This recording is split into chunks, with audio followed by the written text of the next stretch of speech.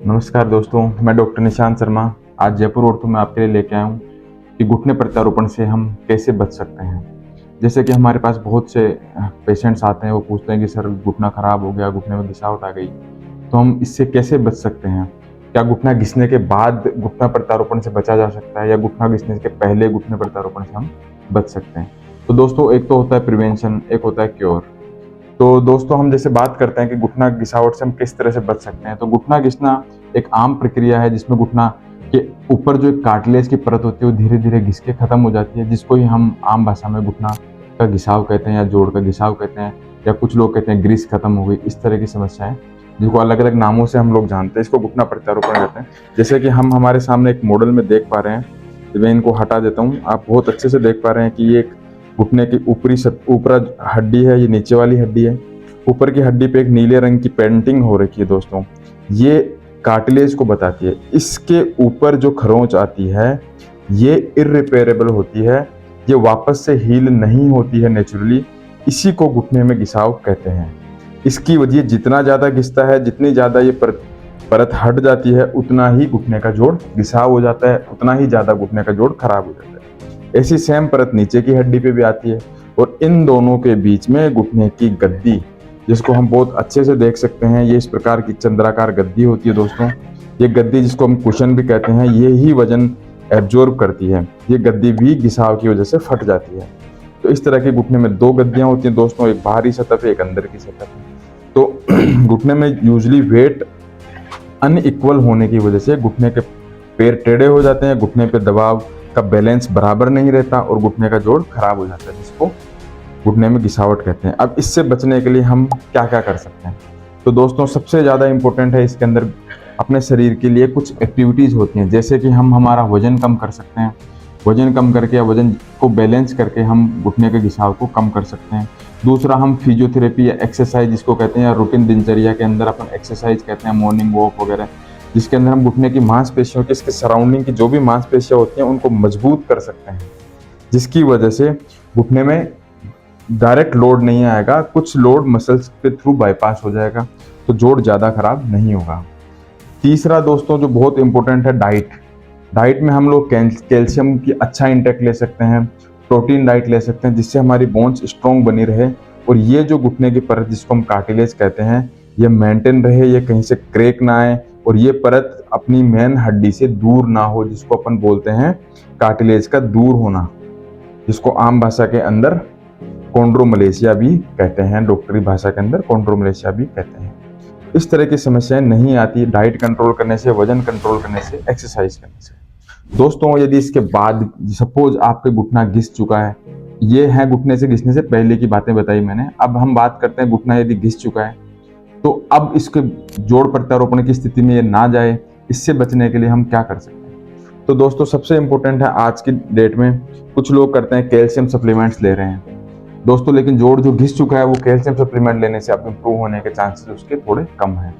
लेकिन अब कुछ तरह के इंजेक्शंस आते हैं दोस्तों, हम उनका यूज कर सकते हैं, जिसमें 3 तरह के इंजेक्शन, जैसे हमने हमारे पिछले वीडियो में बताया था। एक स्टेरॉइड का इंजेक्शन होता है दोस्तों, दूसरा पीआरपी का इंजेक्शन, जो कि एक बायोलॉजिकल इंजेक्शन होता है, जो आपके ब्लड से लेके हम प्रिपेयर करके और आपके जॉइंट में वापस इन्फिल्ट्रेट करते हैं। तीसरा जॉइंट में होता है जो हाइलुरोनिक एसिड का इंजेक्शन होता है, जिसको हम लोकल भाषा में कहते हैं ग्रीस का इंजेक्शन। दोस्तों, हाइलुरोनिक एसिड का वर्क जो होता है वो घुटने की चिकनाई को मेंटेन रखता है, घुटने के अंदर जो खुरदरी सतह है उसके ऊपर एक तरह की वो परत बना देता है। पीआरपी इंजेक्शन होता है जो इस घुटने के ऊपर जो कार्टिलेज खत्म हो गई है उसको हीलिंग को प्रमोट करता है। तो पीआरपी का मुख्य रोल है जो घुटने की घिसावट हो चुकी है उसको प्रमोट करना। और दोस्तों तीसरा इंजेक्शन होता है स्टेरॉइड का इंजेक्शन, जो कि बेसिकली हमें टेम्परेरी रिलीफ देता है, दर्द में आराम देता है, वो घुटने की हीलिंग को नहीं बढ़ाता है, घुटने के अंदर जो सूजन है उसको कम कर देता है, तो मरीज को दर्द का एहसास कम होता है। तो ये दूसरा तरीका है घुटने में घिसावट होने के बाद घुटने प्रत्यारोपण से बचने का तरीका। तीसरा दोस्तों, कुछ सर्जरीज भी होती हैं जो घुटने प्रत्यारोपण के अलावा होती हैं, जैसे कि जॉइंट डिब्राइडमेंट। जैसे कि दोस्तों में पहले जर्मनी में था, वहाँ फॉरेन में कुछ कंट्रीज में ये सर्जरी बहुत पॉपुलर है। यहाँ पे लोग जॉइंट आर्थराइटिस के अंदर एक दूरबीन डालते हैं जिसको आर्थोस्कोप कहते हैं, और जॉइंट के अंदर जो फटी हुई गद्दियाँ होती हैं, जो जॉइंट डिब्राइस होती हैं, उन सबको क्लीन करके डिब्रिस को हम निकाल देते हैं। तीसरी जो सर्जरी होती है वो होती है दोस्तों HTO।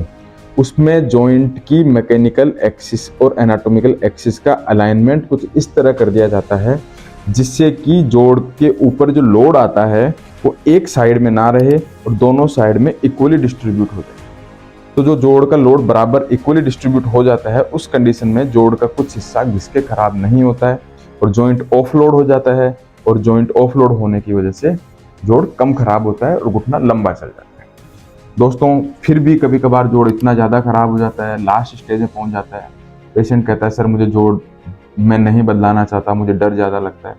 ऐसी स्थिति में मैं सलाह दूंगा दोस्तों, यदि जोड़ खराब हो चुका है, आपके ऑर्थोपेडिक सर्जन या डॉक्टर ने एडवाइस कर दिया है कि सर अब जोड़ लास्ट स्टेज आ चुकी है, अब इसको बदलाइए, तो दोस्तों मेरी सलाह है कि आपको जोड़ बदला लेना चाहिए। क्योंकि जोड़ बदलाना एक बहुत चैलेंजिंग सर्जरी नहीं है, रादर देन की वो बहुत ज़्यादा खराब हो जाए फिर आप एंड स्टेज में जोड़ बदलाएं, जिस स्थिति में जोड़ बदलने में भी सर्जन को बहुत मुश्किलात आती हैं। तो जोड़ ऐसी स्थिति में बदलाएं कि जो एंड स्टेज है लेकिन अब फर्दर डैमेज नहीं हो, अब फर्दर इसमें और ज़्यादा खराबी होने पे जो प्राइमरी सर्जरी है वो करना मुश्किल हो जाए। ऐसी स्थिति में हमें जोड़ बदलाने का काम नहीं करना चाहिए। जोड़ जब लास्ट स्टेज आ जाए तभी बदला देना चाहिए।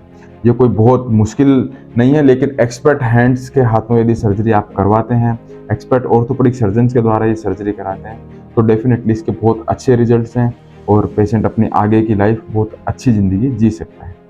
तो दोस्तों इस वीडियो में हमने जाना कि जोड़ प्रत्यारोपण से हम कैसे बच सकते हैं और यदि कराना पड़े तो हम क्या कर सकते हैं, क्या क्या सर्जरी इसमें कर सकते हैं। तो दोस्तों आज के लिए ये काफ़ी है। नेक्स्ट वीडियो में हम मिलेंगे, जोड़ प्रत्यारोपण की सर्जरी कैसे की जाती है और किस तरह से इसमें इम्प्लांट लगाए जाते हैं, इम्प्लांट से रिलेटेड जो जो क्वेश्चन हैं हम सब उसके बारे में डिस्कस करेंगे। Thank you. आप मेरे वीडियो को लाइक कर सकते हैं, शेयर कर सकते हैं और मेरे चैनल को सब्सक्राइब करें। धन्यवाद।